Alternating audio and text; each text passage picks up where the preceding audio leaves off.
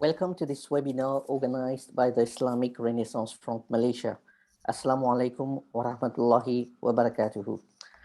I'm Nageeb Gounjaria, and I'm a senior research fellow at the Islamic Renaissance Front Malaysia, and I shall be the moderator for today's session. Our guest today is Assistant Professor Dr. Mun'im Sirry from University of Notre Dame, USA. And the topic is the quest for a historical Muhammad, a critical appraisal. At the IRF, we are very glad to have Dr. Sirry with us today, as we wanted to hear about his research on this topic of Islamic revisionism, which is considered not only controversial, but also polemical. Yeah, polemical in the sense that it may not be a real issue at all. Yeah, so perhaps the intention, yeah, is purely another Orientalist propaganda, yeah, against Islam. Yeah, so is this a real issue? Should we, take this seriously? Yeah, so that's why we wanted to hear from Dr. Sirry about this topic. So just to give some background to the topic, yeah, I would like to read the introduction. Okay, so one of the most controversial issues in the recent scholarly discussions on the emergence of Islam is the biography of Prophet Muhammad. Several scholars have challenged the historicity of the commonly held assumption about the received life of Muhammad. Can we know the historical Muhammad? In the quest for the historical Muhammad, perhaps the main aim is to catch glimpses of the birth of Islam and the role played by its extraordinary founder. Islam, as its prophet came to conceive it, was a strict and absolute monotheism. How Muhammad has arrived at this view is not a problem for Muslims who believe that the prophet received a revelation from Allah or God, mediated by the angel Gabriel. For scholars, however, interested in placing Muhammad in the historical context of the 7th century Arabian Peninsula, the source of the prophet's inspiration is a significant question.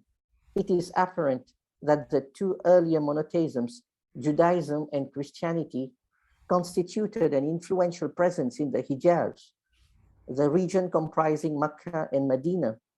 Indeed, Jewish communities were salient here, especially in Madina and other not too distant oases. Moreover, in addition to the presence of Jews and Christians, there existed a third category of individuals, the Hanifs, who, dissatisfied with their polytheistic beliefs, had developed monotheistic ideas. To what extent do these various influences shape the emergence of Islam and the development of the Prophet's beliefs? What evidence do we have to reconstruct the biography of the Prophet? Why do historians of early Islam consider the Sirah literature written by Muslim scholars to be so problematic? What is at stake with the Muslim literary sources? We will also seek to understand how the process set in motion by Muhammad led, not long after his death, to the establishment of a world empire.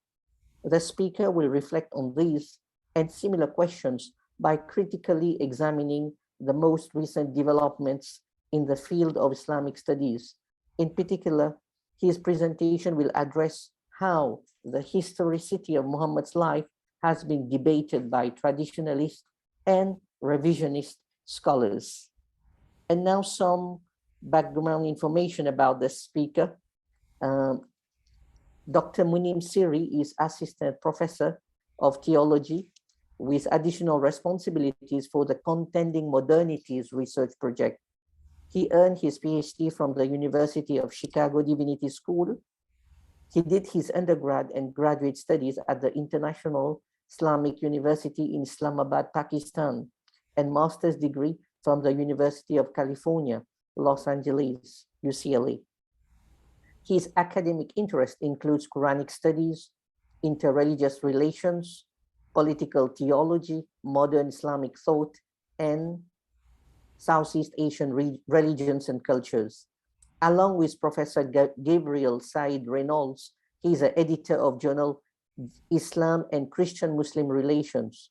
Dr. Sirry is the author of Scriptural Polemics, the Quran and Other Religions, published by Oxford University Press.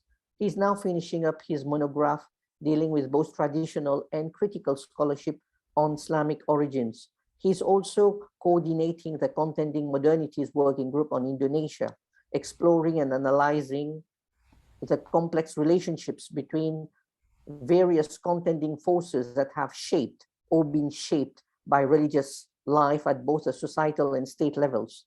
Dr. Sirry's publications have appeared in journals such as Arabica Al-Bayan, Bulletin of the School of Oriental and African Studies, Interpretation, Islam and Christian-Muslim Relations, Journal of Semitic Studies, Journal of Southeast Asian Studies, the Muslim World Studia Islamica, Die Welt des Islams, yeah, a lot of academic journals.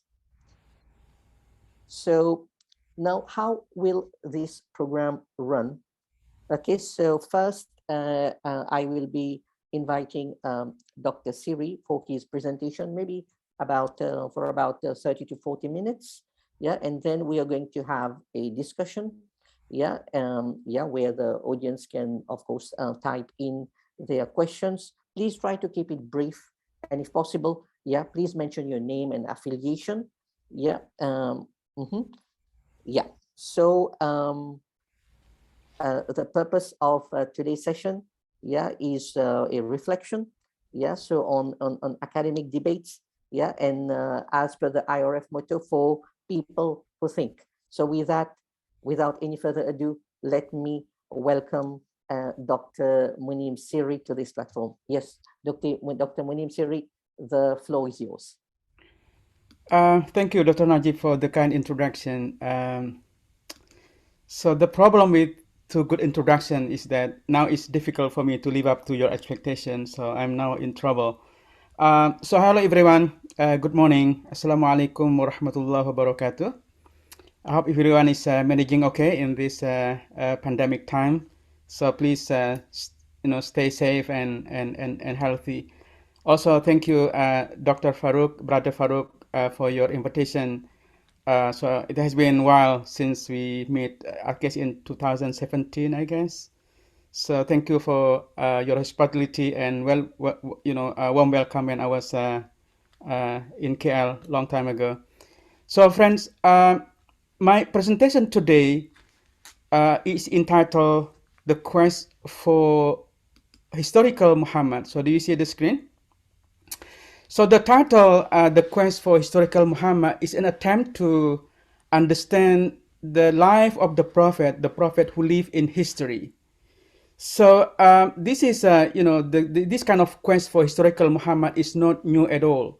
So many scholars in the past use even the same title, "The Quest for Historical Muhammad," as I will say more in a moment. So, but I think I should say a few things about the title. So the term historical Muhammad can be understood in different ways. One understanding would be that this term refers to the real Muhammad. Can we know the historical Muhammad? Of course, this question itself is based on an assumption that the Muhammad of history is not necessarily the same as the Muhammad of faith.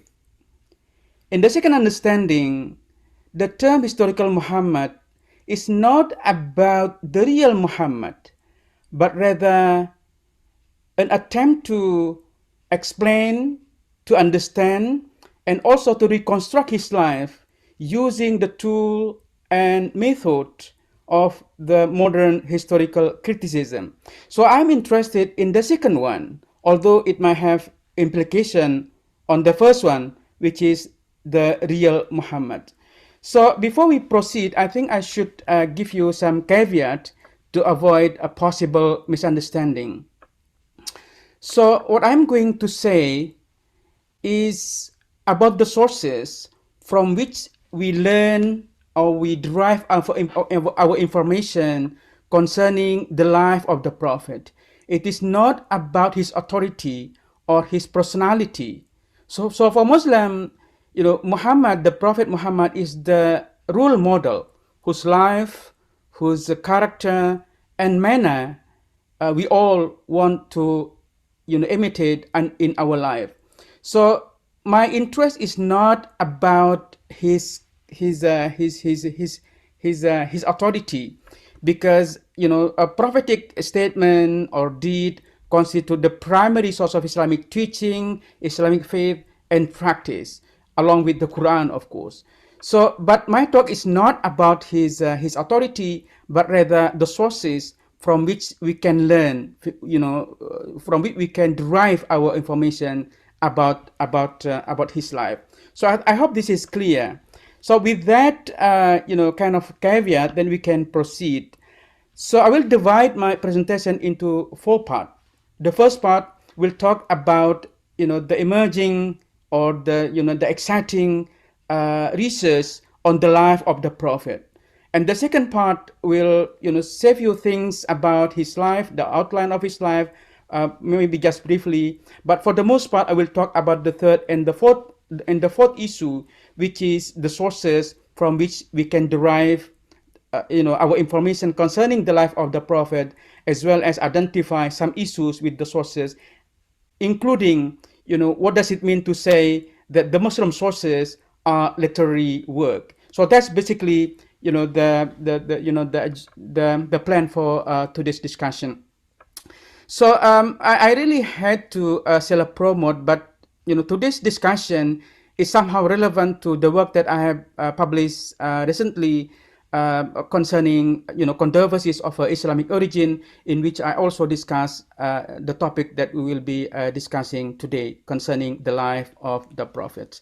Let's begin with the first issue, which is the reason why the research on the life of the Prophet is so exciting today. This is one of the most vibrant field of research in Islamic studies, of course, for different reasons.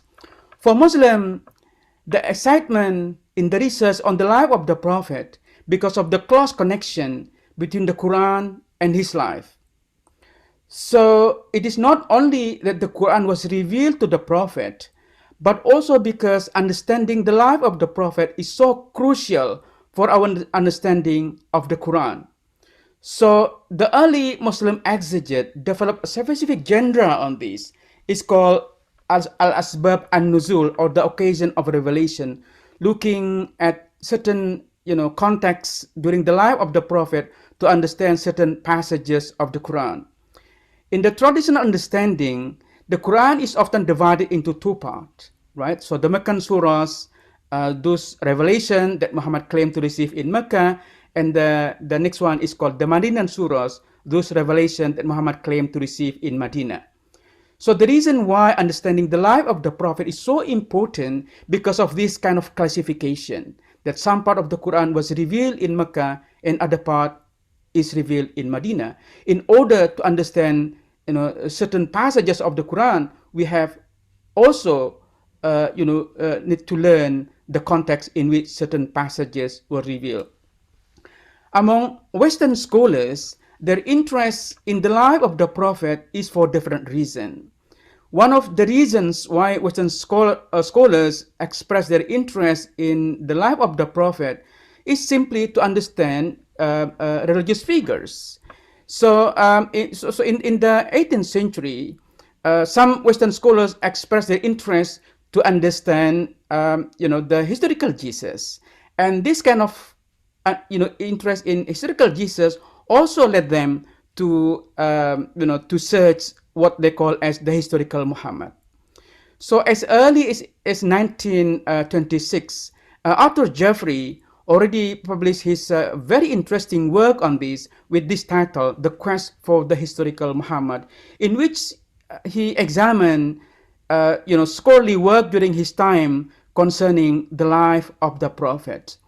And it took quite a long time, more than half century, for another Western scholar who wrote an article with the same title by F.E. Peters, one of the the greatest professor at Princeton University, I'm not mistaken, who wrote an article with the same title, The Quest for Historical Muhammad. So as you can see that even before Western scholars express their interest in Quranic studies, they are already attempting to address some issues concerning the life of the prophet.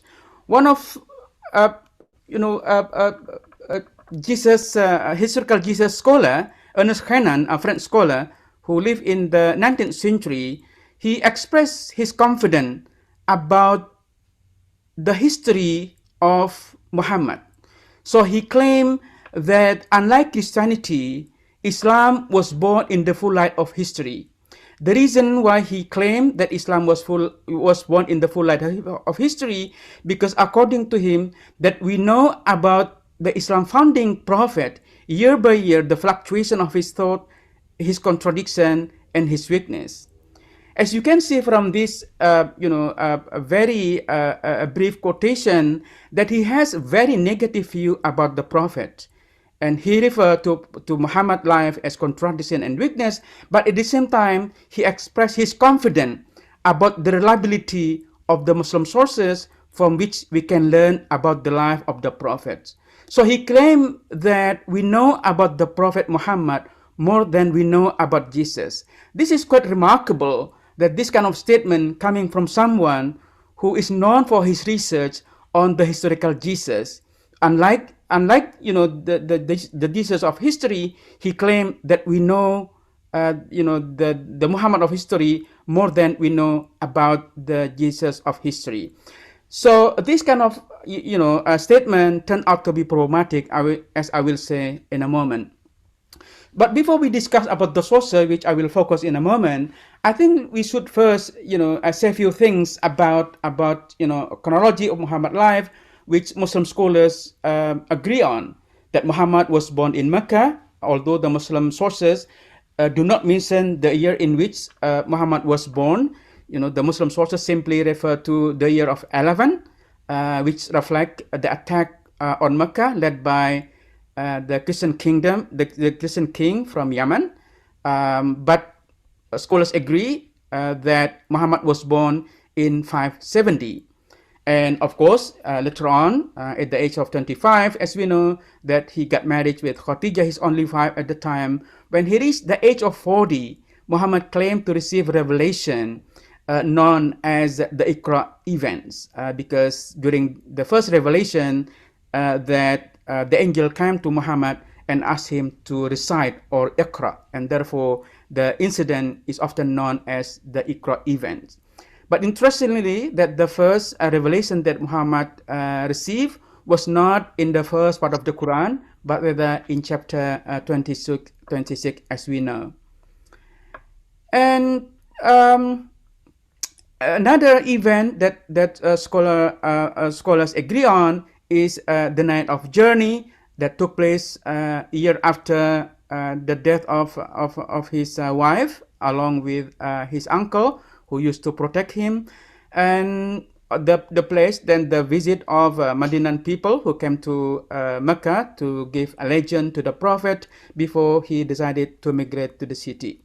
And then in 622, as we know, that Muhammad and his followers migrate from Mecca to Madina, and the first thing that he did when he was in Madina was to organize, the life of people of Madina, which include Jews. So that agreement, known as the Constitution of Madina, the first thing that Muhammad did at the time is to organize a society. We know that soon after that there were battles taking place, especially against Meccan pagan, and a few years before he died, and before the conquest of Mecca, he agreed with the Meccan people to have a peaceful relation known as Al-Hudaybiyah. And then he died in 632. This timeline is agreed upon by scholars. The outline of his life from his birth to his death is widely agreed by scholars. So the question is how confident we are that the sources describing the outline of the prophet are reliable. So let's talk about this in greater detail. So the sources from which we learn about the life of the prophet were written by scholars who live in the 3rd century. So you have this number of scholars who compose the biography of the Prophet, from Al-Waqidi, who died in 206 or 207, and then Abdul Razak, Ibn Hisham, Ibn Sabba, Ibn Sa'ad, Ibn Abi Shaybah, Bukhari, Baladuri, and Tabari. So which is quite interesting that the 3rd and the 4th century can be considered as the most creative in terms of the production of the biography of the Prophet. So most of the standard biography of the Prophet was written during the 2nd and during the 3rd and the 4th centuries. However, we should also mention the work of Ibn Ishaq, whose work is extant today. So Ibn Ishaq, as we know, died in 550 or 767, which is the earliest author of the biography of the Prophet, whose work is extant today. However, the extant work that arrived to us was not an original work of his, but rather the one edited by Ibn Hisham, who died, who lived about 2 generations after Ibn Ishaq. So I will say a few things about this, because this is crucial in our understanding of the sources of the biography of the Prophet. So you might probably know that Ibn Ishaq was born in Madina. And because of his conflict with one of the greatest scholars in Madina at the time, Malik bin Anas, the founder of the Maliki school of thought, he decided to leave Madina and stay in Baghdad. And he worked for the Caliph. And the biography that he produced was written as a gift to the Caliph, to the Abbasid Caliph.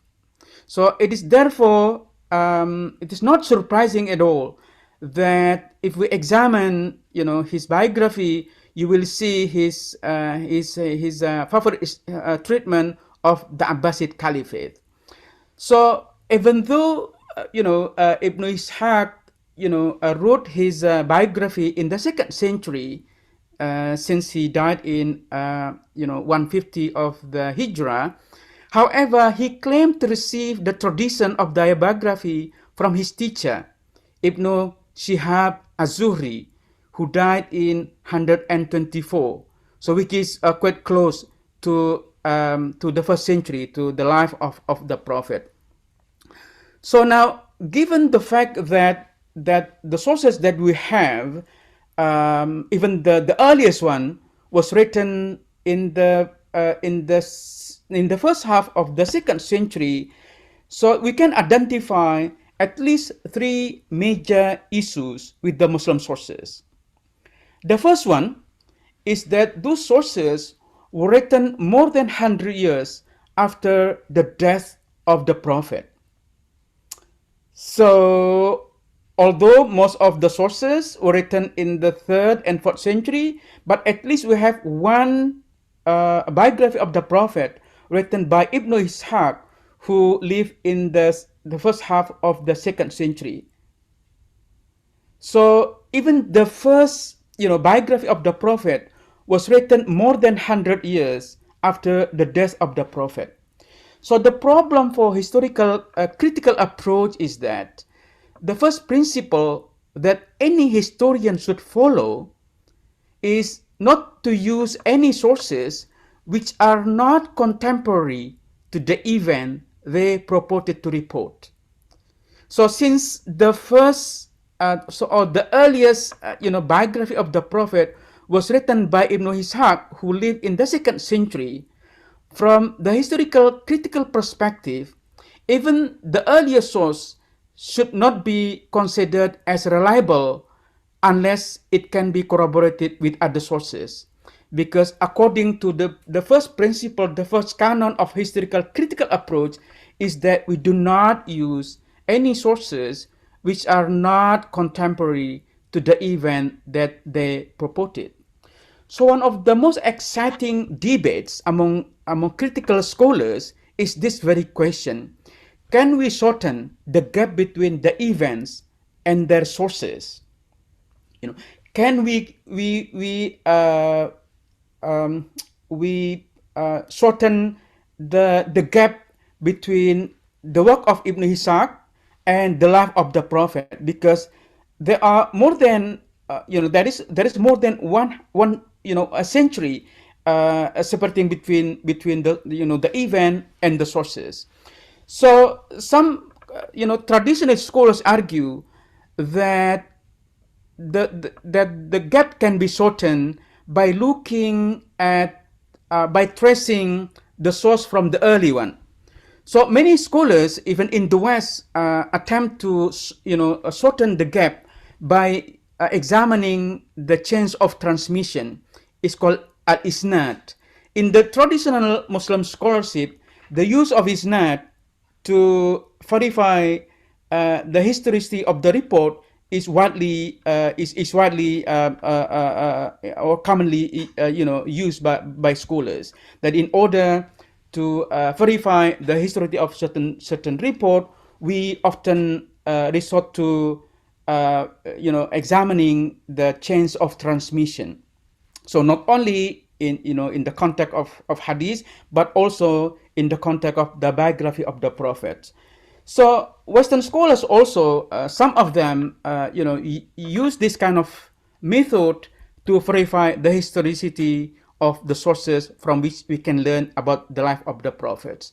One example of Western scholars who use this kind of method is Harald Moski, who used what he called as isnad kummatan, in the sense that he combined between the examination of the matan, which is the text being reported, and the chains of transmission.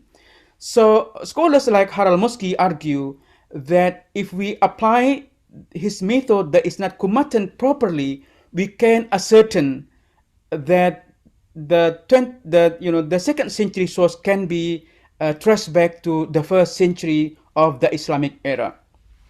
However, some critical scholars reject this kind of approach, saying that the use of isnad would not lead us to the historical certainty.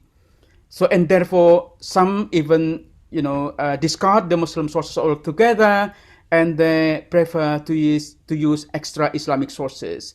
If you are familiar with the work of Patricia Corner, Michael Cook, John Wansbrough, and many others, some of these scholars prefer to use extra Islamic sources to reconstruct the emergence of Islam, including the life of the prophets. So this is the first issue with the Muslim sources being written much later, more than 100 years after the death of the prophet.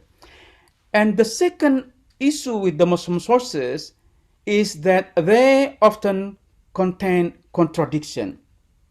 So the reason why early scholars, 19th century scholars like Ernest Honan, as I mentioned earlier, expresses confidence about the life of the prophet, that we know the Muhammad history more than we know the Jesus of history, because at the time, the access to the primary sources was quite limited. So if we only read the work of Ibn Ishaq, for instance, we will see that the life of the prophet is spelled out in great detail, as if that there is no problem with the sources. However, when we consult many other sources, we come to know that the Muslim sources contain some contradictions.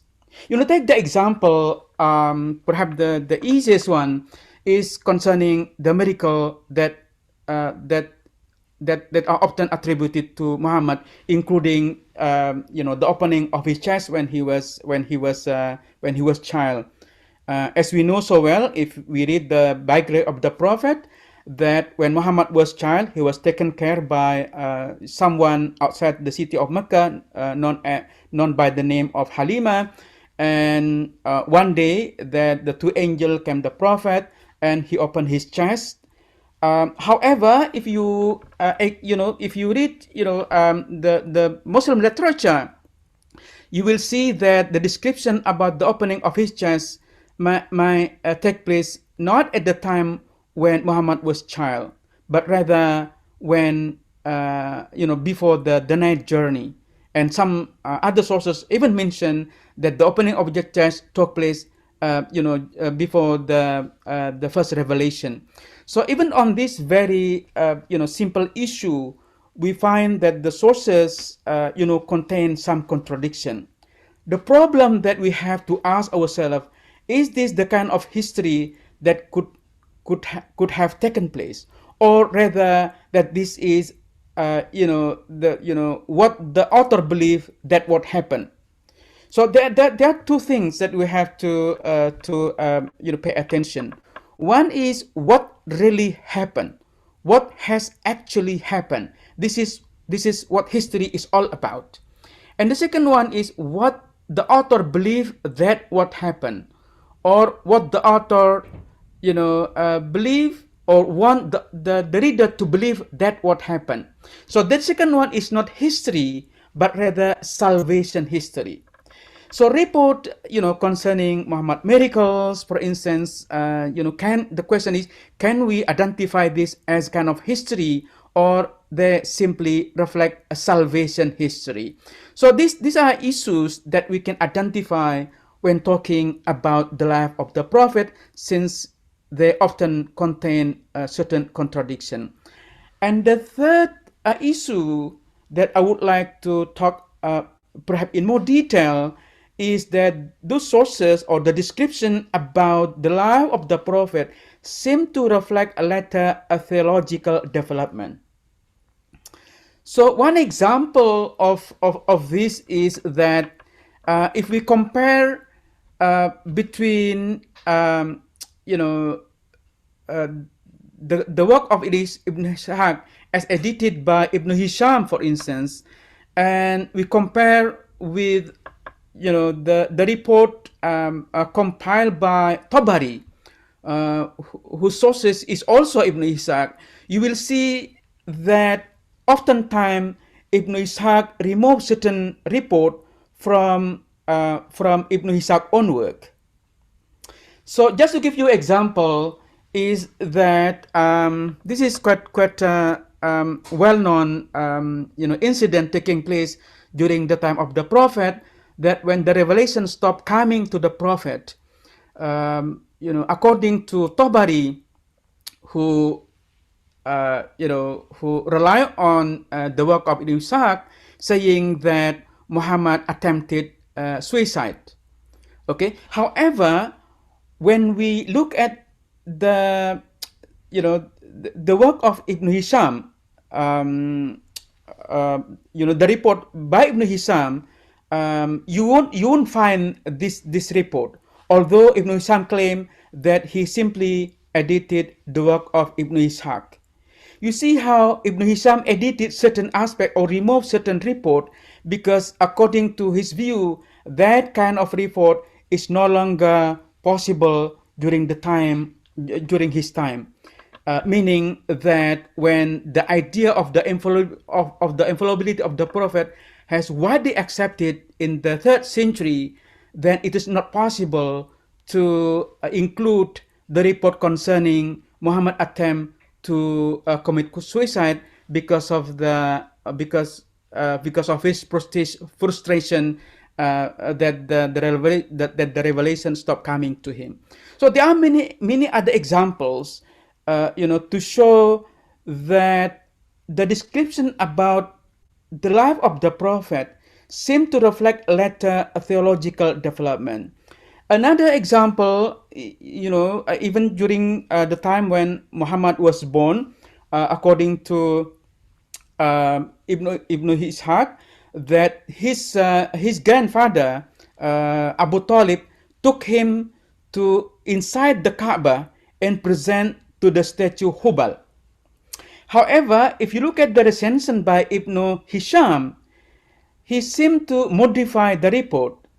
He simply says that his grandfather took Muhammad after he was born inside the Kaaba. He does not mention that he presented Muhammad in front of the statue Hubal. So you can see how Ibn Hisham modified, censored certain report because according to his view, such report are understood as contradicting the widely accepted notion of the infallibility of the prophet. So just to give you another example that the report about Muhammad seem to reflect later development is that if we compare between the Quran and the Sirah, so the Quran seems to emphasize the humanity of the prophet. The Quran describes Muhammad as a bashar or human, and it also refers to Muhammad as a warner or nadir. So by any measure, that the Quran seems to emphasize the mortality of the prophet. And it doesn't mention even single miracle associated with Muhammad. So, and as you might know that if we read the Quranic text, we often see how Muhammad opponent challenge him to present a miracle. And Muhammad's answer in the Quran is often that the miracle is not up to him. It is in the hand of God. So, and therefore some scholars like Al-Jahiz, for instance, argue that the only miracle of the Prophet is the Quran itself. Right? However, if we look at the later sources about the life of the Prophet, we see remarkable stories associated with Muhammad. So even later Muslim scholars develop a specific genre. It's called Dalail an-Nubuwah, the proof of prophethood, in which they mention several stories about miracles associated with the prophets. So in the later Muslim scholarship, or in the biography of the Prophet written by later Muslim scholars, you will find that those books are full of miracles associated with the Prophet. You see how different is the description of the Prophet in the Quran and the later Muslim scholarship. While the Quran seems to emphasize Muhammad as human being, who walk in the street, yamsuna fil aswaq, who walk in the market, who eat like just many other people, while in the biography of the Prophet, they seem to present a different kind of the Prophet, a different kind of Muhammad. People might argue that the Quran does mention, miracle, for instance, the splitting of the moon, for instance. However, closer look at the verse concerning the split of the moon, it doesn't seem, to suggest that the splitting of the moon is an incident taking place during the life of the Prophet, but rather it's reflect the sign of the day of judgment. It's more eschatological in nature rather than it reflect the life of the Prophet. Now, this is the last part of my presentation, which I would like to emphasize in a moment. I think I still have like 5 minutes to do this. Yeah, So please I go ahead, already identified three major issues. One is that the sources were written much later. And the second one is that the sources include some contradiction.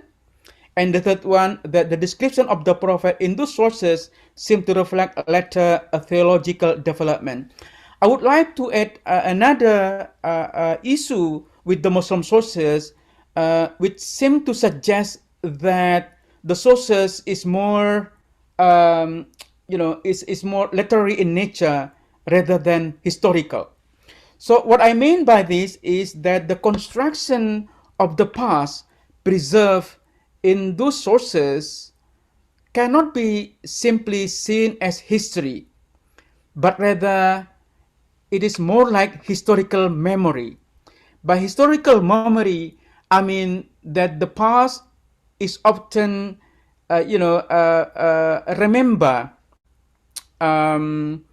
Of course, the remembering of the past might not have any implication as to whether those event in the past is historical or not. So because the emphasis seemed to be, you know, to reflect what they can remember from the past. So in order to make this clear, I would like to examine few examples, at least 3 examples.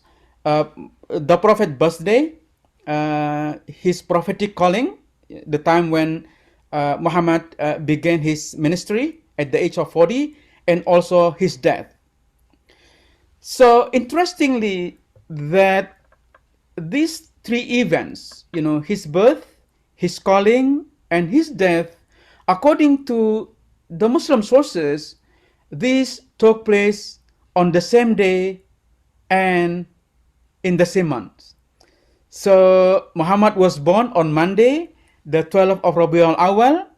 According to the sources, he also began his first revelation on Monday, the 12th of Rabiul Awal, and also he died on Monday, the 12th of Rabiul Awal, which is quite interesting.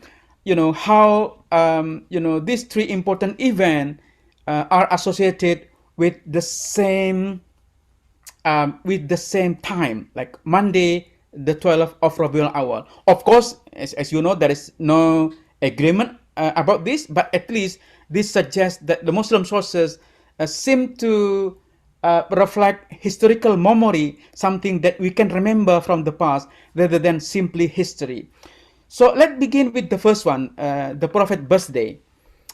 So the sources, as I mentioned earlier, do not mention exactly when Muhammad was born. They simply refer to the attack led by the Christian king, which is often called as the year of 11. Okay, and if we count it back, then we will know that Muhammad was born in 570. So the problem is that when the year of 11 actually took place. So this question is really challenging, because in the past few years, some people discover evidence that seem to challenge the traditional understanding that the prophet was born in the year of 11, because there are evidence, including inscription found in Yemen or in the well of Moraygan, for instance, which describe that the attack on Mecca took place in the year 552 rather than 570, meaning that according to this inscription, which is, I think, quite reliable, that the year of 11 did not take place in 570, but rather in 550s, meaning that it took place about 20 years before the birth of the prophet. So the question that you may ask, why do historians, Muslim historians, refer to the year of 11 as the year when Muhammad was born? I think the simple answer to this, because that was the moment that the most historian would easily remember. This is what I mean by historical memory rather than history. So most of the reconstruction of the past is based on remembrance, is based on historical memory rather than reflect a history of what has happened. So also the question of his birth on Monday, in the months of Rabiul Awal, which is quite interesting. Why Rabiul Awal? Perhaps this also reflect, one of, the most important months, that historian can remember, because according to Jewish calendar, Rabiul Awal, which literally mean, the first or the early spring, seem to reflect the months of Adar in the Jewish calendar. So the months of Adar is a transition from the winter to the spring. So which is very interesting that in the Islamic calendar it's called Rabi'ul Awwal, meaning the first or the early spring, and then we have the second spring or the late spring. And we know so well that the month of Adar in the Jewish calendar is considered the month in which Moses died. So it is also likely that the attribution of Rabiul Awal as the month in which Muhammad was born, perhaps reflect the remembrance of Muslim historian when they look at the birthday of the Prophet. So let's move on to the second one. That Muhammad claimed to receive revelation when he was 40. Does this number 40 reflect history, or this simply symbolize the age of majority?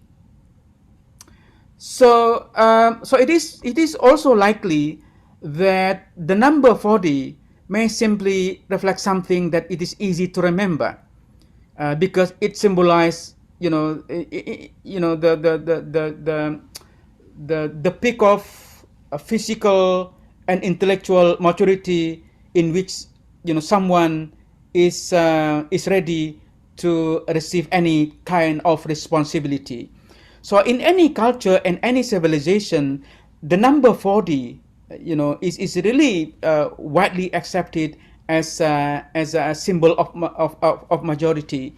The Muslim historian Al-Mas'udi in his Murujul Dhahab, he mentioned a story that in India at the time, no one can be appointed as a king before he or they reach the age of 40.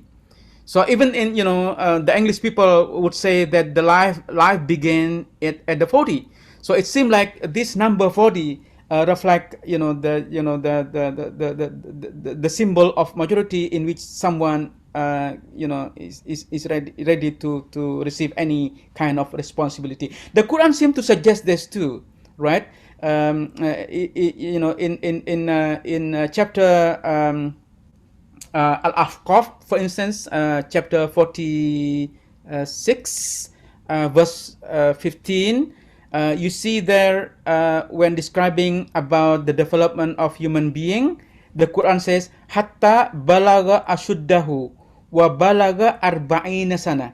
Until this person reached his maturity and he reached 40 years old. So it seems like this number 40 simply reflect the age of maturity, instead of that Muhammad actually was 40 years old when he claimed to receive revelation. So what make this issue even more interesting is that when we look at a scholarly view concerning how long did Muhammad carry out his mission. Some scholars argue that he carried out his mission for 23 years, but others argue that he carried out his mission only for 20 years and so forth. And therefore, the question is, when actually Muhammad claimed to receive revelation? Because if he died in 632, it doesn't seem like Muhammad claimed to receive revelation at the age of 40, right? So which is very interesting. Even scholars, do not agree on this. They do not agree on the age of the Prophet, because some scholars argue that Muhammad, began to receive revelation when he was 43 years old. So, but mostly, most scholars argue that he was 40 years old when he received his revelation. So the next one is his death. The reason why his death in 632 is quite interesting because scholars do not agree on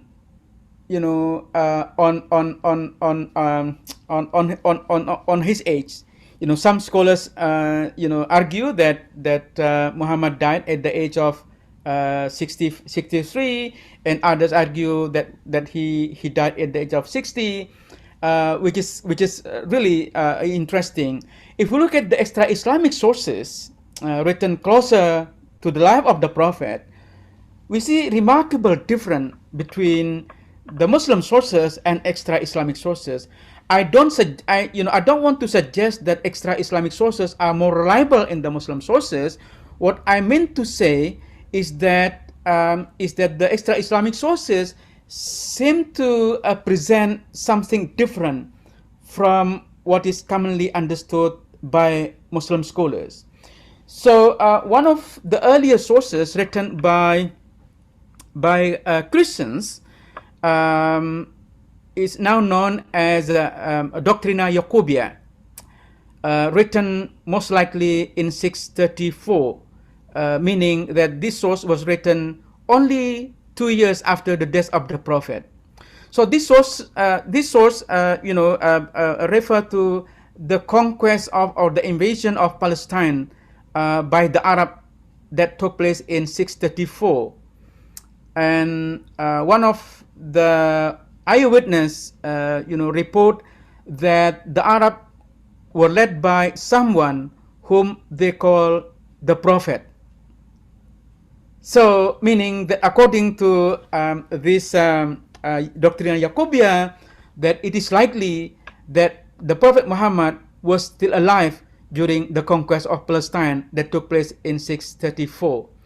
So, meaning again, when Muhammad was born, when his calling start, when he died, these issues are very complicated if we look at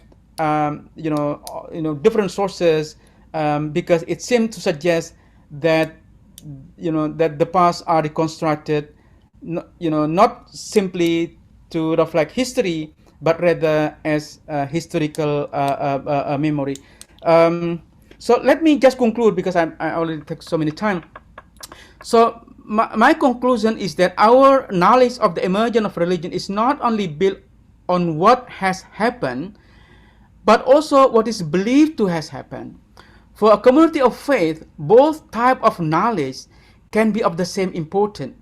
Narrative about primary figures in the emergence of religion, such as Moses, Jesus, Muhammad, and Buddha, are written in sacred history, i.e., the history of human relationship with God and vice versa. In sacred history, myth and facts are mixed, with no clear line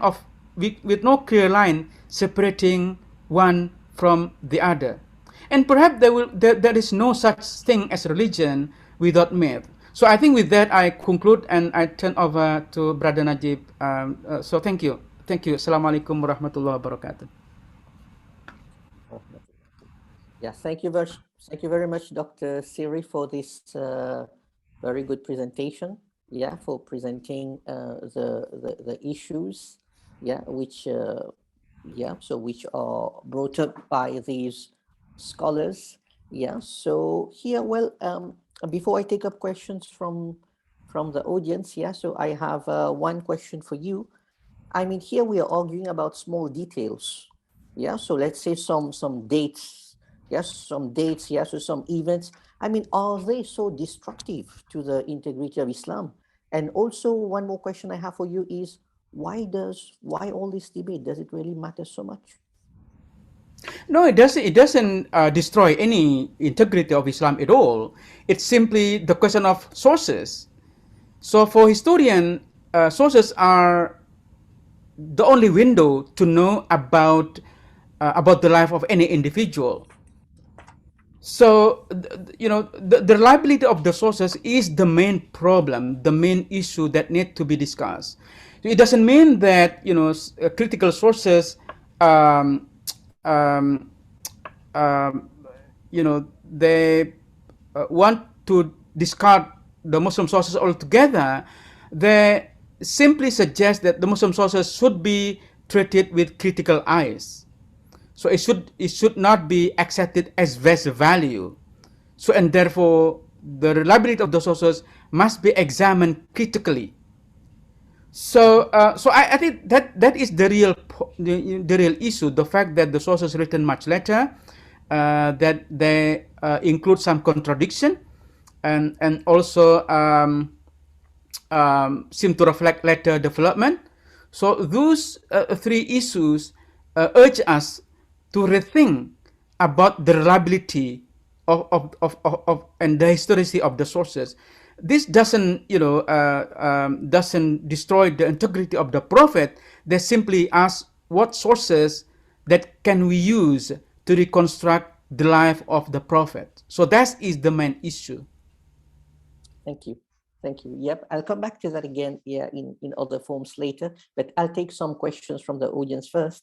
We have a question here from Khairuddin Hussein, who his question is, believers first accept the prophet and then look at the historical proofs, which are not really necessary, whereas non-believers always demand undisputable historical proofs to accept the person of the prophet. This applies to Muhammad and Jesus. Do you agree? Well, if you think that you would approach the issue from the faith perspective, that should be the way, right?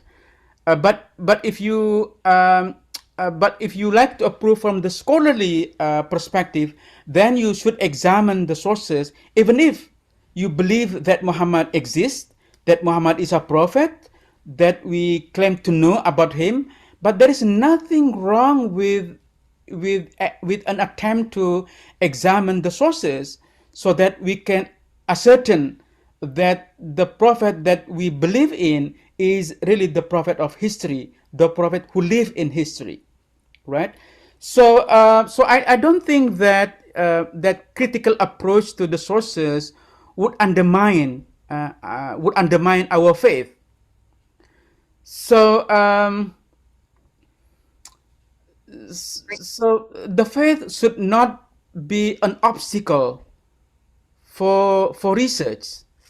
Okay, of course there are at least there are at least three options with regard to historical critical approach to the sources. One is simply to dismiss the critical the critical scholarship altogether. We simply follow our faith. That's one possible approach. And the second one is just follow whatever the research lead us, and ignore our faith. That's the second possibility, the scholarly approach. And the third one is perhaps, middle ground, which is that the faith should encourage us to seek for knowledge. That's what is commonly known as a faith seeking knowledge.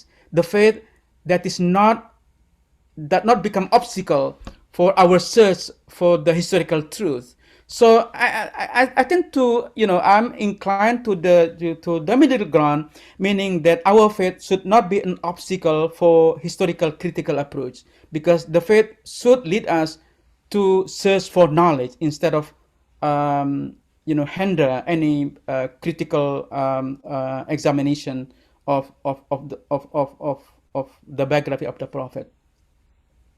Thank you, Dr. Sirry. Yeah, I have one more question from Khairuddin Hussein. Dan Gibson claimed to have lived among the desert tribes in the Hijaz area and studied their oral traditions while traveling around the area. His controversial historical claim is that the original city of Mecca is located in the Petra, North Jordan area, and not at the current site. The change occurred soon after the Abbasid Umayyad War. Furthermore, he contended that this was further proven by finding that the direction of the Qibla in the early mosque was toward Petra. What do you say? I think it's not based on any scholarly approach. Gibson is not someone who is trained in Islamic studies. So I don't consider him is as authority on this very issue. And in order to deconstruct the city of Mecca, we need to accept conspiracy theory, because we have abundant sources about the life of the prophet, that he exists in, that he was born in Mecca, he migrated from Mecca to Madina, and the city of Mecca was there. So we have abundant source. There is no doubt about that. So in order to discard all this, to discuss all this description about Mecca, about the Prophet, about Kaaba, we have to follow conspiracy theory. I think we need some kind of intellectual acrobatic to accept Gibson view. So I don't really consider his scholarship seriously. Okay. We have another question from Dr. Bakri Musa. There are now archaeological evidences of Quranic verses found on rocks, sheepskins, etc. Are there comparable evidence of accounts of the Prophet's person being recorded by his contemporaries? No, that is really great question. So one of the most exciting development in Islamic studies is actually the use of archaeological evidence, to learn about the emergence of Islam. So this is a new development, I guess, in Islamic studies. We do not only rely on, on written document, like the sources, literary sources, but oftentimes scholars also rely on archaeological evidence. So, but unfortunately, we don't have any inscription that can be seen as contemporary to life of the Prophet, that describe his life. Even if we we discover inscription about his life, I don't think that those inscription would provide a detailed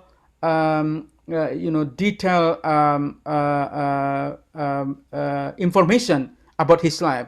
So I'm quite skeptical that we can simply rely on inscription or archaeological evidence to reconstruct the life of the Prophet. So, and therefore the sources are still need some close look. Okay, so one more question from Dr. Bakri Musa. Accounts of, for example, the Prophet's heart being split open and the evil component removed obviously defy modern comprehension. Could we not just dismiss that as hagiography rather than historical? Likewise, the journey to the seventh heaven. I think that is a great question. Yes, for secular history, for secular historian, that is not the kind of history that we consider as history. So and it is quite understandable that some modern scholars, modern biographies of the Prophet, like Hossein Haikal, for instance, in Egypt, who wrote very interesting books called Hayatu Muhammad, the life of the Prophet. He removed all this kind of description, is this kind of miracles, in his biography. So the only thing, the only event that can be considered as miracle is the night journey that he mentioned in his book. However, his understanding of the night of journey is also does not contradict secular history, because according to Hossein Haikal, the night journey only involves spiritual experience, not bodily experience. So his understanding of the night journey also, is only in line with his rationalist approach to the life. Yes, I think that's really interesting question, whether those miracle can be simply seen as hagiography rather than something that has actually happened. Thank you, Dr. Mun'im. Yeah, we have now a question from Professor Jeff Keeney. Yeah, you started with a statement that suggests the capacity to distinguish between a focus on sources and the authority of Muhammad. But isn't this ability itself a result of accepting the literary versus the historical Muhammad?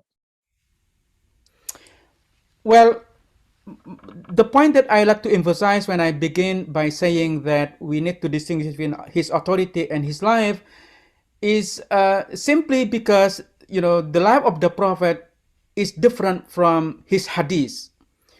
So hadith and his biography, or hadith and sirah, are two different things, and they have been recorded in two different genres. So Muslim scholars develop two different genres concerning the prophet. One is called hadith, which is collection of his statement, action, and thing happened during his time, and the second one is called sirah, which is the biography of the prophet. So Muslims all agree, I guess, except those who reject hadith, that hadith is one of the two primary sources of Islamic teaching and faith. And therefore, hadith is source of theology, while the biography of the prophet is source of history rather than source of theology. So, of course, I mean, if you ask a following question, what are the sources of these two genera? So, are the hadiths, are the sources of hadith different from the sources of sirah? There is heated debate among long heated debate among scholars concerning the sources of both the sirah and hadith. But most scholars argue that that the sirah and hadith are two different animals altogether. And in fact, if we look at the early history of these two genres, the sirah and hadith, some muhaddithun or scholars of hadith are quite critical of the sirah, of the background of the prophet, including they are quite critical of Ibn Ishaq's work. So just to give you one example, Ahmad bin Hanbal, one of the collectors of hadith and also the founder of the theological school of thought, the Hanbali school of thought, he argued that no one should accept the report by Ibn Ishaq, for simple reason that Ibn Ishaq does not employ a critical evaluation of the use of isnad or the chains of transmission. So which is quite remarkable that in the early history of the two disciplines, the sirah and hadith, the muhaddithun in particular are skeptical about the reliability of the sirah. So for the reason that the authors of sirah often do not use the isnad, so unlike the hadith. So this give us a clue, I guess, that the two genres are different. Sirah on one hand and hadith on the other. So by questioning the sources of the sirah, it doesn't mean that someone question the authority of hadith. That's my point. Okay. Well, we have a related question here from Saqib Sheikh from Singapore. Yeah. Yeah, this is what he says. Thank you for the interesting presentation. I am a bit at a loss why Prof. Sirry says that this information does not have certain damaging implications for traditionalist Muslims. Does it not undermine essentially the entire Sahih corpus, which traditionalist Sunnis treat as history? Once this is put in doubt, you're left with a skeleton of a biography of Muhammad, which can only be historically verified, and a very bare-boned seerah on which to draw examples for the Sunnah. I am not saying that we shouldn't shy away from using a critical lens, but perhaps we shouldn't downplay the degree to which the Hadith and Seerah corpus play such a critical role in constructing a view of Muhammad that is considered history from a traditionalist view. Yeah, thank you. Great question. So even from the traditional point of view, Hadith is not used a source to reconstruct the life of the Prophet. So most traditionalists would use the Sirah, in their discussion of the life of the Prophet instead of Hadith. So that's what I mean by when I said that the Sirah and Hadith are two different things altogether. Although, as I mentioned earlier, scholars are still debating about whether the sources of the Sirah are the same as the sources of Hadith.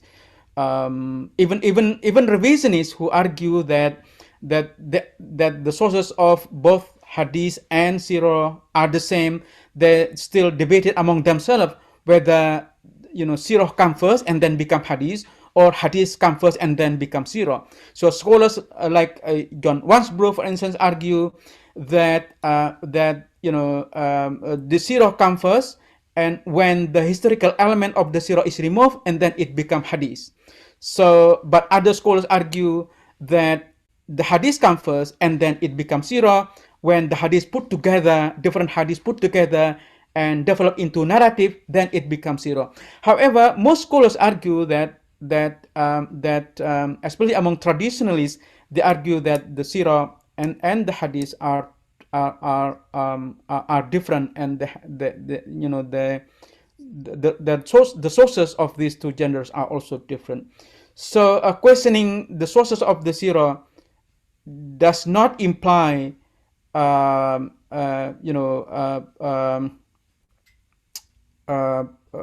questioning the Hadith as well, because Hadith is not, as I mentioned earlier, Hadith is source of theology in my view. It's not source of history. If we want to know the historical development in the life of the Prophet, the appropriate source that we can consult is the Sirah. It is the biography of the Prophet. It's not the Hadith. Okay, thank you. Yeah, so we have a flurry of questions here to me, so I'll move on to the next. Yep. So we have a question from Adriana Abu. Yeah. So Dr. Mun'im, there are also narratives which appear to paint the Prophet as a man who married an underage girl, Aisha, when she was 9, and this has been used by pedophiles in our religion to justify marrying of very young girls to very old men. How is this just as Islam encourages development of humans to be the best that we can be, whether we are men or women? And I do not believe that Islam treats women as a mere sexual object fit for breeding only to be replaced by a younger model once the youth has surpassed. Also, narratives that the Prophet used to beat his wives when they were bad, albeit with handkerchief. This myth has been used by both so-called male and female mullah in our society to justify domestic abuse and violence. All these beliefs and myths have elevated our religion further as a backward and barbaric religion, and we Muslims as a whole are terrorists. How do we address these challenges if we can, that is? Yeah. A really good question. I think we should understand, the issue within its own historical context. In the 7th century at the time in Arabia in particular, getting married with 9 years old or 7 years old was not considered as a problem. So the custom at the time allow that to happen. We often use our modern lens to evaluate what happened in the 7th century, and then we claim that Muhammad married with 7 years old. How that happened? How can we we look at him as a role model while he married with young underage women? But we should understand things within its own historical context, I guess. At the time, getting married with underage was not considered as discrediting personality of any religious figure, and also the fact that Muhammad married with more than 4 women, for instance.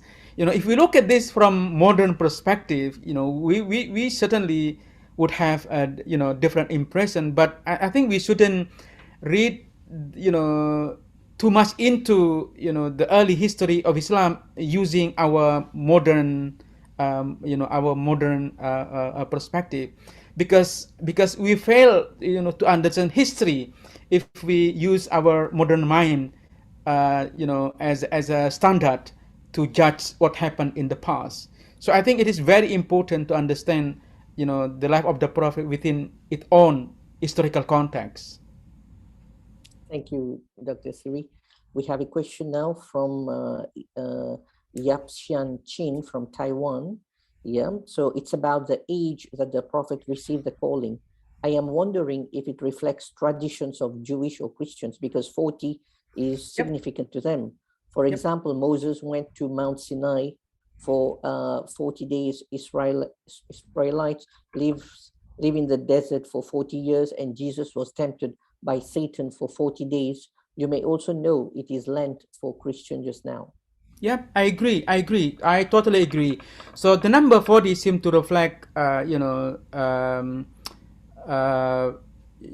important number at the time. You're right. I mean, when Moses, confronted Pharaoh, he was 80 years old, and then he died in 120, I guess, according to Exodus, right? So meaning that he carried out his ministry within 40 years old, for 40 years. So the number 40 is really interesting. So that is the reason why I think that the age of the prophet, when he claimed to begin his ministry, at the age of 40, does not, I don't think that it's reflect historical reality, but they simply symbolize the age of majority, that that Muhammad was appointed as a prophet when he was ready to accept responsibility.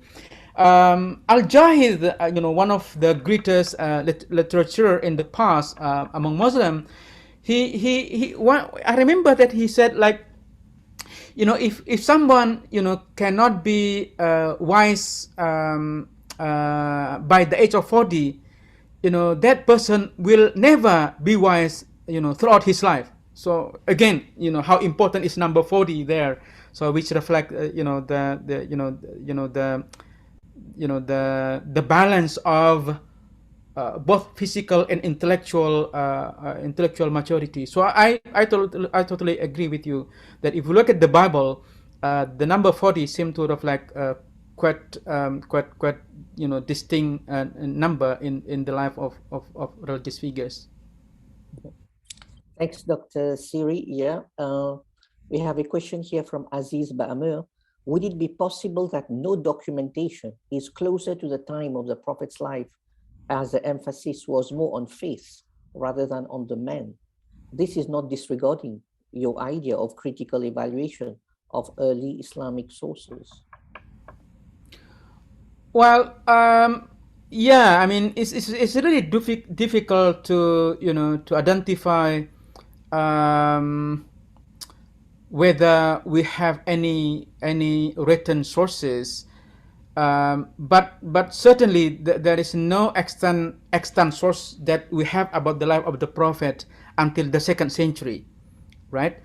So there are reports about the biography of the Prophet written by someone in the 1st century, for instance by Urwah bin Zubair.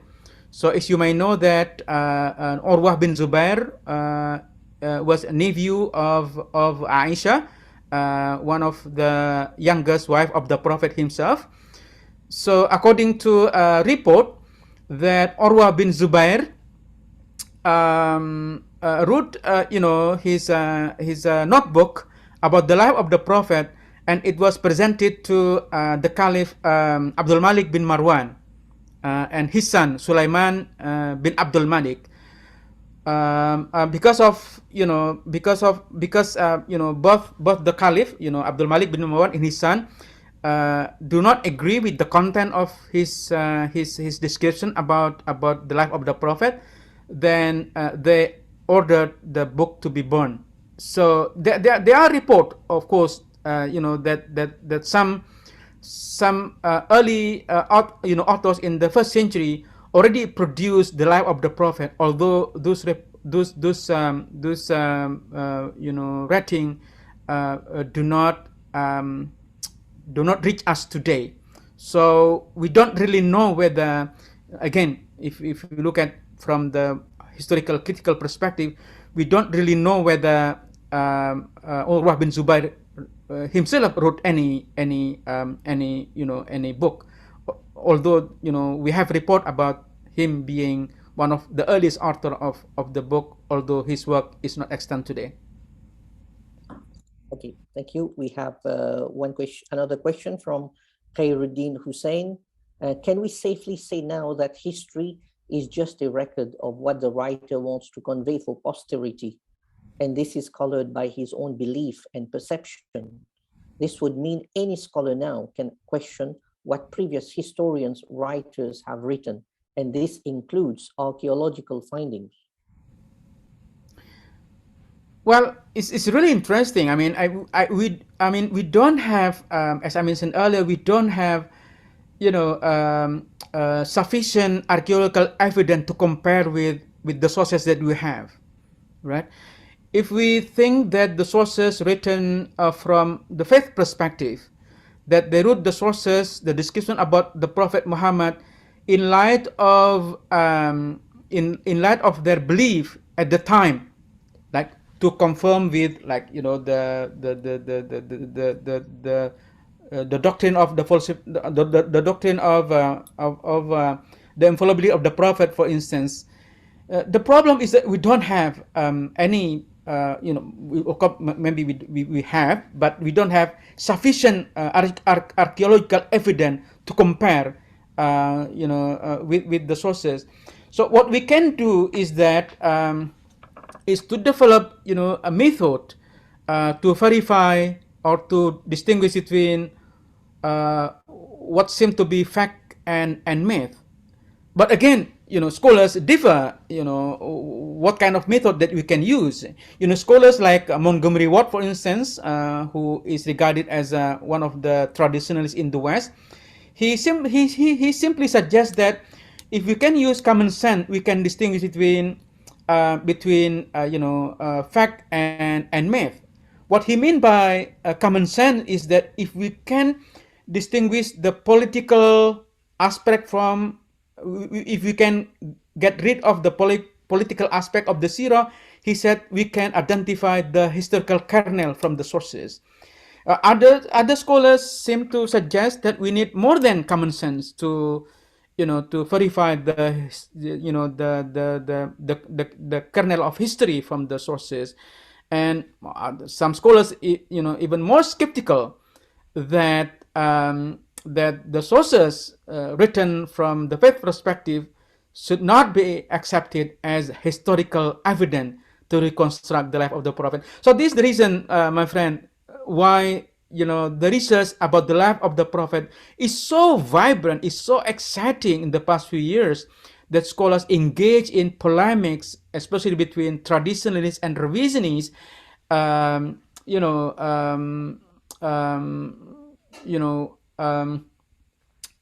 the discussion of what are really what sources that we can use to reconstruct the life of the Prophet. So to what extent that extra Islamic sources can also be used in our research about Muhammad. Yes, we agree that the Quran is the earliest source that we have. The Quran is contemporary to the life of the Prophet. But the problem is that the Quran does not provide any detail about the life of the Prophet. So we need to rely on the literary source written by Muslim long after the death of the Prophet. So the question is, how should we treat the this late and often include contradicting report. So this is really remarkable that in the past few years we witness unprecedented development in scholarly discussion on the life of the Prophet. Thank you, Dr. Sirry. Yeah. Well, Dr. Sirry, on this point, yeah, you mentioned in your book that this revisionism is no longer a subculture. Yeah, and here you said it has moved from the margin to the center. Yeah, so but I would say one conspicuous omission here is, the criticism of this revisionism movement, yeah, is now not coming from Muslims, but coming from non-Muslims, yeah, who think it is a drowning movement, like it has been criticized by Fred Denny, William Chittick, yeah, and it's really an extreme view. Yeah, mostly it is really an extreme view. Yeah, look at those who started the whole debate. Patricia Crone, who thinks that Islam is a Jewish messianic sect. Yeah, what do you have to say on that? Well, revisionism is not, single entity. Revisionist scholars themselves disagree among themselves. We should not simplify the issue. Patricia Kona only one among many stream of thought within, revisionist school. And if you follow, her scholarship, she seemed to shift from the time when she wrote a book on Hagarism, which you mentioned, Islam as a messianic movement. If you compare, her view, that she present in her latest work, you see that Krona seemed to less skeptical in her approach to the Muslim sources. In her book published posthumously, for instance, entitled "The Quranic Mushrikun," she basically argued that the Quran exists at the time when the tradition says it exists. So now she followed the tradition about the history of the Quran. So Krona herself, changed her mind concerning the reliability of the traditional sources. So my point is to suggest that just like traditional scholars disagree among themselves, so also the revisionist scholars have different stream of thought, and they have debated among themselves. And one of the main argument of my book is actually to identify some new common grounds emerging from these two stream of thought, from the revisionists and traditionalists. So nowadays there is no serious scholar, either revisionist or traditionalist, who simply accept the Muslim sources at face value. Just like there is no serious revisionist scholar today that would claim that the Quran, put together very late in the Islamic history. So most revisionist scholars disagree with Wansbrough, who argue that the canonization of the Quran took place in the 9th century. I don't think that any, serious revisionist scholar would consider the Quran was canonized much later in the Islamic history, meaning that there are some overlaps nowadays. There are some new common grounds that both traditionalists and revisionists agree on. So which reflect remarkable development in due to their encounter, discussion, that lead them to have better understanding of the position of each other. So my point is that there are things that in the past are considered as revisionist point of view, and today those views are widely accepted as become a traditional point of view, right? So, for instance, take the example that Islam, crystallized into what we know it today, developed gradually. So, this kind of understanding is widely accepted even by traditionalists. So, to argue that the Islam of today is the same as Islam during the time of the Prophet is absurd, right? So because Islam developed, we have different institutions, we have different understanding, theological issues, the conception of the divine is debated, Tawheed, is defined in different ways. So, of course, this kind of discussion did not take place during the time of the Prophet. So to say that the Islam of today is the same exactly as the Islam at the time of the Prophet, is no longer fashionable. My point is that there are things that in the past might be considered as a revisionist point of view, but today they are widely accepted even by traditionalists. So just like in the past, things that could be considered as traditionalists, now they become they are also accepted among revisionists too. So this there are many development which reflect the dynamic of the field. Thanks, Dr. Mun'im, for this nuance. Yeah, so we have a question from Munawir. One of the issues that Muslims aren't able to address or accept is Muhammad's participation in the Caravan raid, Al-Qarada. Yeah, apologists argued that he was spreading Islam to liberate the Arabs, but historically this was not the case. It began as territorial control of trade routes after the fall of the Sasanians and the Byzantine. The Arabs were never under attack, and the former empires never see the Arabs as threat, but the lucrative returns from the control of the trade routes escalated into an expansion of Arab empire. A prophet of the Quran should not be part of this. Historical Muhammad was seen as a warlord, but strangely, Muslims find this difficult to accept. Well, the question of violence is really difficult. Again, if we use modern standard, then what happened in the past would be considered as unacceptable. So, but we should all. I would like to reiterate this. That we need to understand things according to their own historical context. In the past, in the 7th century, it is likely that violence is perhaps the most or the only way to survive. In Arabia at the time,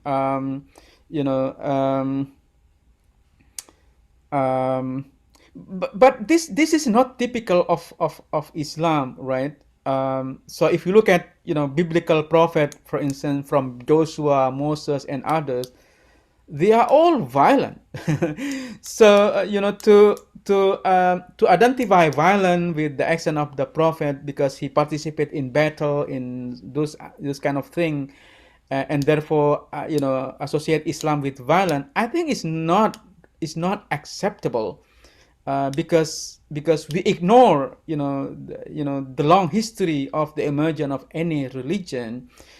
Because as I mentioned earlier, if you look at the Bible, I teach a course here at Notre Dame. It's called Scripture, Violence, and Peace.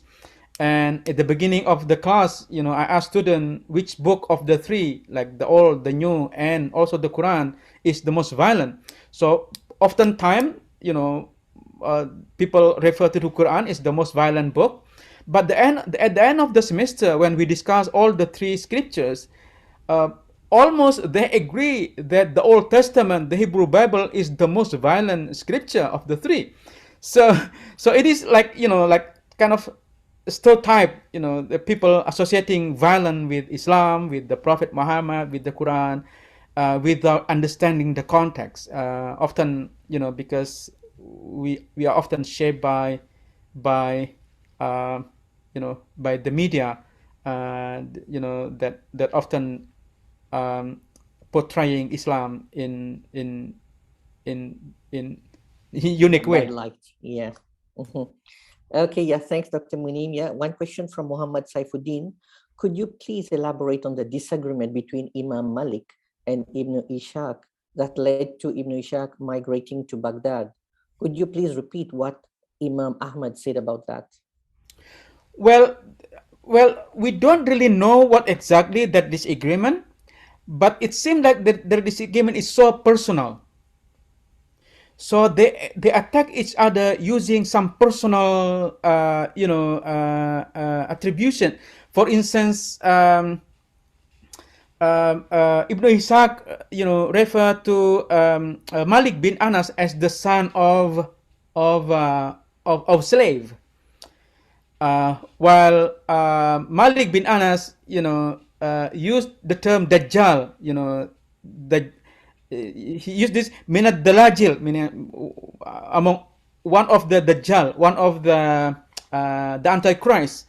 So when referring to Ibn Ishaq, so they have very hated rivalry between the two, but I don't know what make them so hostile against one another. But if I can guess, it's because of their different interests. One is muhaddis, and the other is scholar of Sirah. So which again reflect the hostility between these two camp, between the scholars of Sirah and the muhaddisun. So Ibn Hanbal, Ahmad bin Hanbal, exemplifies this when he says that anything reported by Ibn Ishaq should be accepted. So, however, Ahmad bin Hanbal, Ahmad bin Hanbal he's not only skeptical and critical of Ibn Ishaq, he is also critical of the whole genre of Sirah, right? So he says there are three things that have no basis in Islam. One is the biography of the Prophet, and the other thing is tafsir. So there are three things, including the biography of the Prophet, at-tafsir wal maghazi. So maghazi, the biography of the Prophet. So the sirah is only one term used, but the other term used is maghazi, or the term maghazi is also used as referring to the biography of the Prophet. So, according to Ahmad bin Hanbal, there are three things that have no basis in religion. One is al-maghazi. So he's critical of the whole corpus altogether, saying that the biography of the Prophet has no basis because it is not based on rigorous use of the chains of transmission. So as we know so well that Ahmad bin Hanbal, one of the most is a champion of traditionalism. Scholars who use chains of transmission in their scholarly work. Yep. Thanks, Dr. Sirry. Yeah, another question is, it is a challenge when talking about the Prophet, an early community of believers, when people around you are studying to produce scholars in normative Islam. Therefore, this approach that you are doing can only happen in North America and Europe.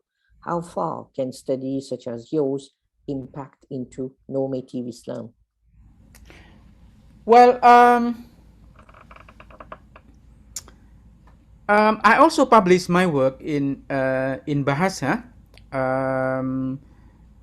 but I'm not surprised at all at the fact that the translation of my work has been widely accepted. Although there are some scholars who are critical of my view, but the younger generation in particular, they are eager to learn different kind of perspective. So even though they might disagree with this kind of scholarship, but at least this kind of critical approach urges them to rethink about their view, which has been transmitted, inherited from generation to another. So I don't expect everyone to expect, because I'm not writing my book as a dogma. I wrote my book to be challenged. So my experience publishing my book in Bahasa is quite promising, because they read it, they criticize it, and of course there are some controversies, but most of the time they treated the book with quite scholarly and constructive way. Thanks, Dr. Sirry. May I add to this that, this critical approach is not the monopoly of those outside the religion. Islam itself has a very rich critical tradition. Yeah, in fact, the Sirah itself reports events which would seem quite embarrassing to Muslims. Yeah, so but it is faithfully narrated. Yeah, so this critical approach, I don't think is really alien to Islam. Yeah, as you mentioned. Yeah, I'm sure. Yeah, so it's good to generate the debate on this issue. Yeah. Okay. Yeah, we have a question here. Yep, I'll choose a question from another question from Dr. Bakri Musa. We in the West could easily separate Islam, the theology, versus the history of the faith. Likewise, with Muhammad as a prophet or preacher versus a historical figure. Not so in the East and Nusantara in particular, where the two are meshed further, complicating the issue. Could Muslims, in particular Malays, benefit more by clearly separating theology versus history?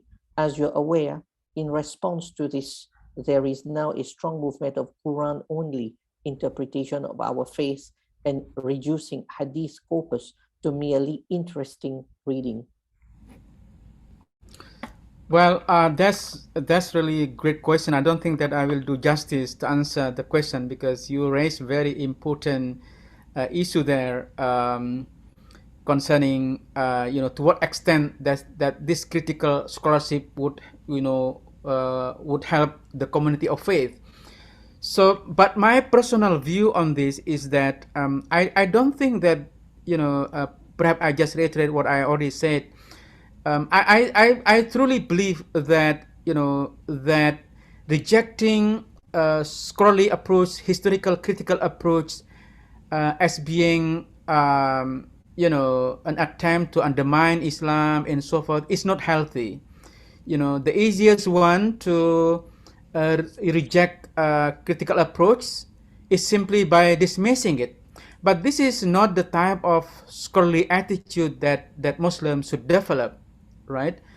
And therefore, I truly believe that critical approach will be helpful for the community of faith.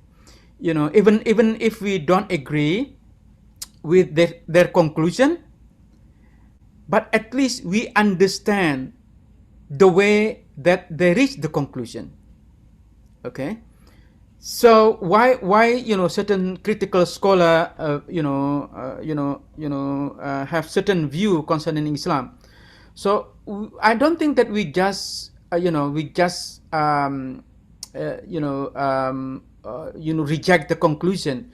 I think the most important thing is to know why they reach that conclusion, what method they employ, what sources they rely on, right? So I think as a community of faith we should learn from and benefit from their scholarly work.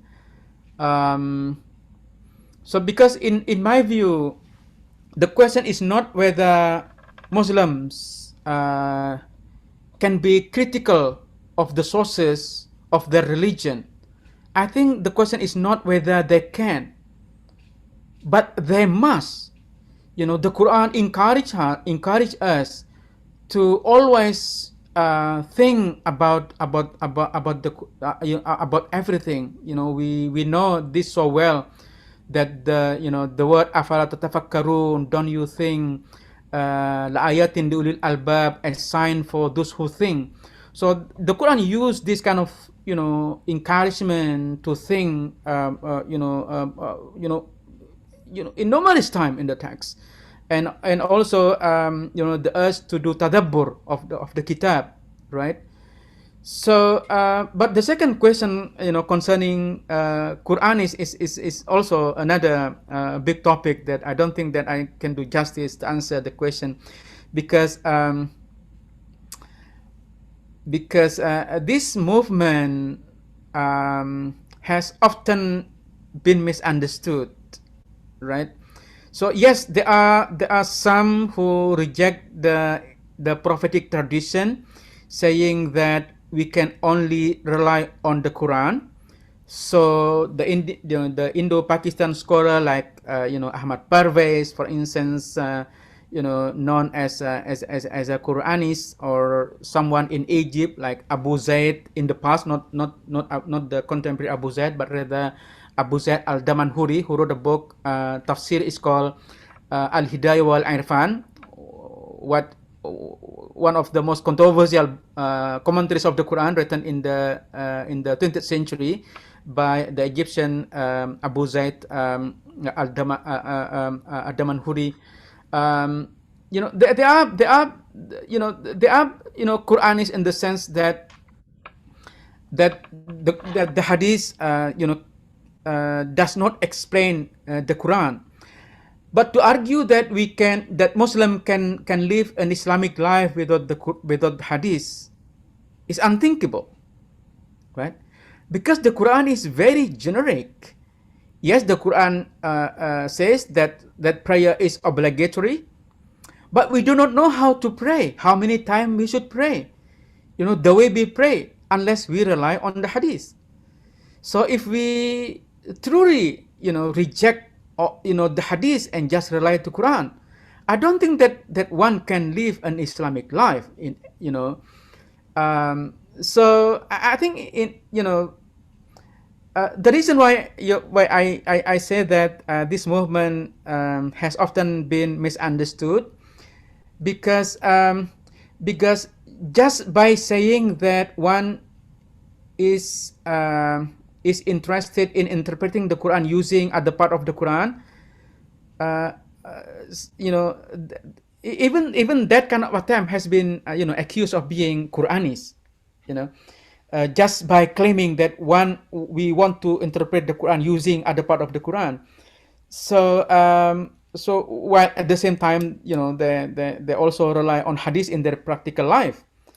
So this is the reason why I said that sometimes the Quranist movement, has been misunderstood, because while they interpret the Quran using other part of the Quran, but they themselves live their Islamic life on the basis of extra Quranic teaching as well.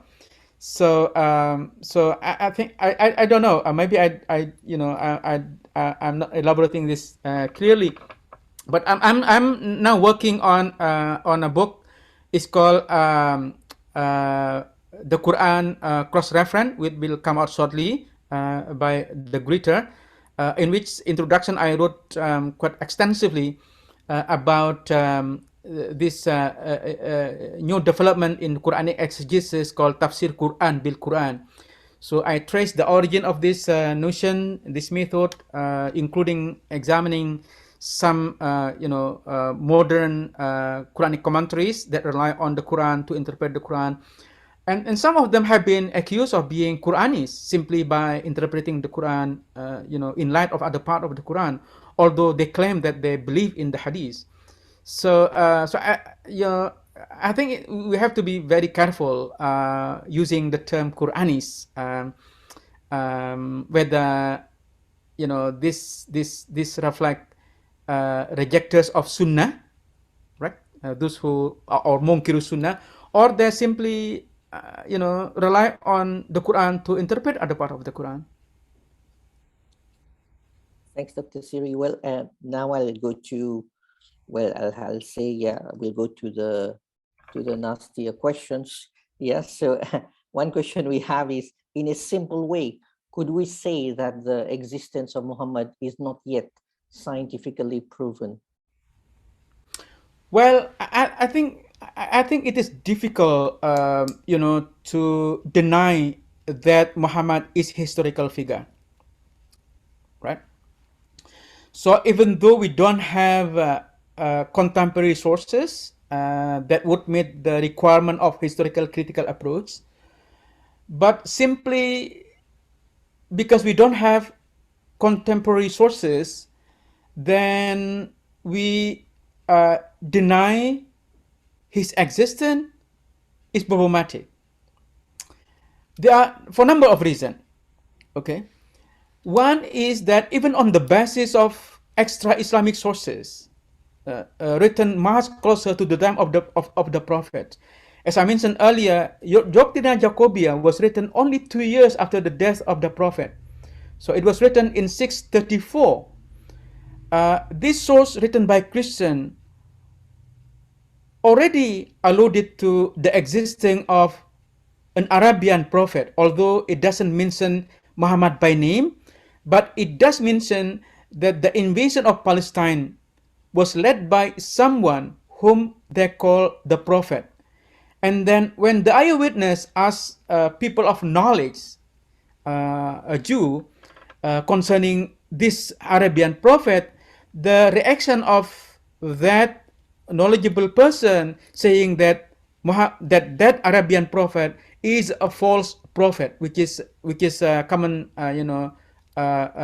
thread in the biblical tradition, that referring to someone claiming to be a prophet as a false prophet. But at least from the early source of Christian, we already know that that the Arab refer to their leader as a prophet. So there is no question, that Muhammad is historical figure, that he was born in Mecca and Madina, even on the basis of extra Islamic sources. If we rely on the Muslim sources, as I mentioned earlier, that the problem with the Muslim sources is not that Muslim lack their interest in producing the sources. We have a lot of sources, abundant source. There are too many, right? And in order, to accept the existence of Muhammad, we have to believe that all those authors of different sect, different groups, different region, they agree to falsify that Muhammad is historical figure, which is very unlikely. So they are competing against one another. They belong to different, tradition, different sect, and they often yukafir ba'du ba'dan. They claim each other as unbeliever, but they still agree that they venerate someone they call Muhammad as one of the greatest prophet in their life. So I don't think that by any measure that we can reject the existing of the prophets from any scientific research. Thank you, Dr. Sirry. Yeah, another question from Saqib Sheikh from Singapore. Still not sure I understand this division between the Sirah as historical and Hadith as theological. Sunni Muslims effectively treat both as historical claims, while I understand Western historians treat only Sirah as somewhat historical. The problem I see is cherry picking incidents that accord with our own narrative, creative view of a prophet that is in line with our own sensibilities. Well, thank you. I mean, the problem is that the traditional Muslim themselves present hadith not as a source of history. That is the thing, right? And therefore they develop a specific genre for historical, for historical, what I would say, for the historical description about the prophet, known as sirah. Is hadith is intended to be a source of history. Why do we need to develop a specific genre? Is called the sirah, the biography of the prophet. So in the long history of Islamic scholarship, the hadith is not used to reconstruct the life of the prophet. Yeah, you are right that some collections of hadith include a specific chapter concerning Muhammad. It's called Kitabul Maghazi. If you look at the work of Abdul Razak, for instance, in the 3rd century, his Musannaf include a chapter is called Al Maghazi, which is another term for the sirah, for the biography of the prophet. But not all collections of hadith include a chapter on Al Maghazi. So if even those scholars who include this collection in their collection a chapter on hadith on Maghazi, this also suggests or imply that in their mind, the Maghazi and the hadith are two different things, and therefore they have to collect or put together different report, and they put under the category of Maghazi instead of just hadith. So even from, I mean, my point is that even from the traditional, I don't think that this is like, Western invention. So this idea that hadith is source of theology, while the sirah is source of history, is based on Islamic scholarship, that Muslim scholars develop sirah in order to explain and reconstruct the life of the prophet. So, um, but again, it's really complicated if you ask, about the sources, whether the source of the two are the same or not. Is as I just mentioned earlier. That's really complicated question to ask. Thanks, Dr. Sirry.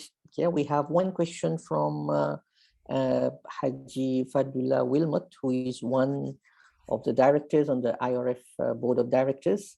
Yes, so the question is, I feel your approach will help the current generation of Muslims free themselves from being the intellectual hostages of previous generations. Hasn't each and every generation of Muslims since the time of Muhammad carried out its peculiar synthesis of the human condition, produced its own commentaries of the Quran, and various kinds of interpretations with every generation? Didn't theology arise to meet questions and problems faced by Muslims and want many of the decisions made political? Yeah, I really appreciate your comment on that. So thank you for your appreciation.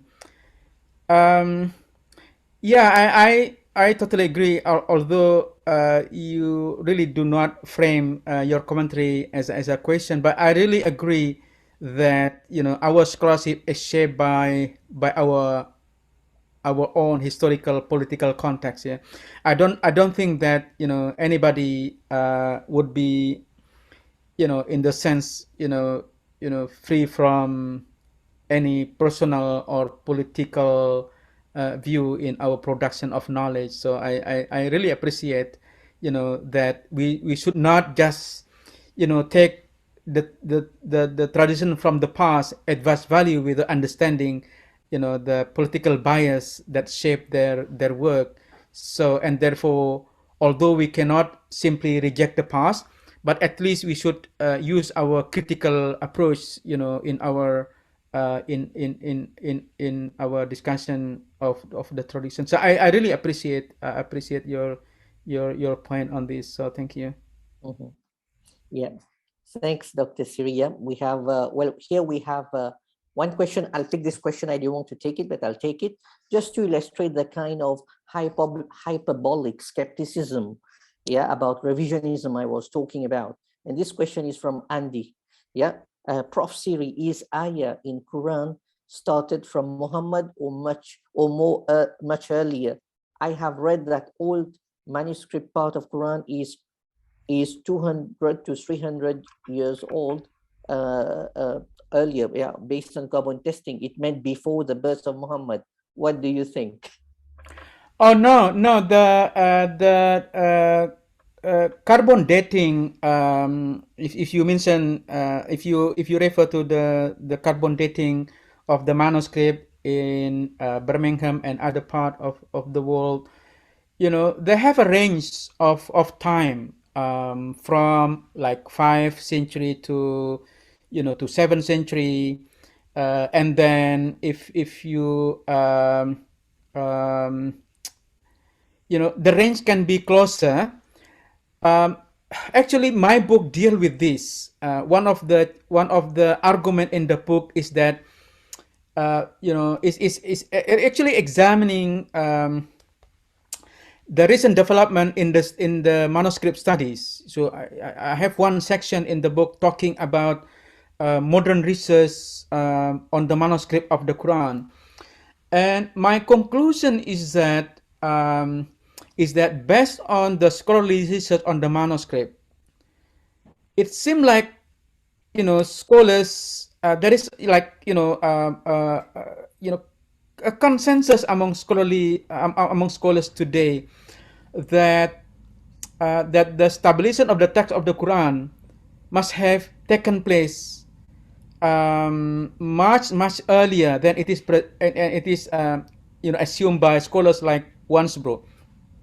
So it is possible that the Quran has become stable during the time of Usman. So so more and more research on this seem to confirm this kind of conclusion that that the Quran has been stable. The text did not change so much from quite early on. Perhaps can be traced back to what we call as the Mus'haf Usmani today. So which is quite remarkable that it seems like the tradition on this is correct, that the Quran can be traced back to the time of Usman. So but if you refer to the carbon dating done by lab in Oxford and in Arizona and many others, so the range is within the tradition, still within the Islamic tradition. It's not before Muhammad, etc. So but we should also keep in mind that what is being examined is the material, is not when the text was written. So it is possible that the animal was slaughtered much early, but then the skin was used during the time of Osman. So I don't think that there is no more controversy on that. So it was controversial in the past, but it has been clarified by many scholars that it was not to suggest that Quran exists before the time of Muhammad. I don't think that is the point. Well, thank you, Dr. Sirry. I know I've been giving you a flurry of questions, one after another, just like America is bombarding our Muslim countries. Yeah, yeah. So, well, you've done a good job, answering those questions, and I think this has been a very good presentation. Yeah. So, and I think we agree that these we are really referring this revisionism thing. We are really now talking about minor details. Yeah, so getting these small details right. I mean, can we agree on that? Is it what it is now? Well, it depend on. I mean, if I guess example like the death of the prophet, the death of the death of his birth. There was just example to show the point. One small point, which is looking at the sources as a literary work. So just small example. If you read my book, I have a lot of example there rather than just number. Yeah, yeah. So what I mean is like nothing really damaging to the credibility of Islam, to the credibility of the Prophet, or to the credibility of the No, Quran. yeah, it's not Yeah, about the personality or the authority of the prophet. It's simply about the sources. yeah, yeah, yeah. So you're not really espousing the kind of extreme view, like those talking about the Hagarism project. Yeah, so you're not really into this now. So really, it's something different. Yeah, yeah. So it's more like some historical precision. Yeah, it's more some historical precision. Yeah. So well, thank you very much, Thank you. Dr. Mun'im Sirry, yeah, for this wonderful presentation, and also for our audience for being very active. Yeah, so with their questions. Yeah, so before I end this session, yeah, so yes, maybe Dr. Mun'im Sirry, would you like to say any last words to the audience? No, I just want to thank everyone for this wonderful discussion. So also I would like to thank Brother Farouk for the kind invitation. So I really I miss KL. So hopefully that sometime in the future we can see each other in person. So thank you everyone. Thank you so much, and good night. Yeah, thank you very much, Dr. Mun'im Sirry, for making time, yeah, for this webinar, and thank you to our audience, yeah, so for participating actively in this debate. And this was really the point, yeah, for organizing these webinars for which is meant for those who think. So thank you once again for a wonderful time together. and I look forward to seeing you again for our next webinar. Assalamu Thank alaikum you. warahmatullahi wabarakatuh. Thank you. Thank you, everyone. Thank you.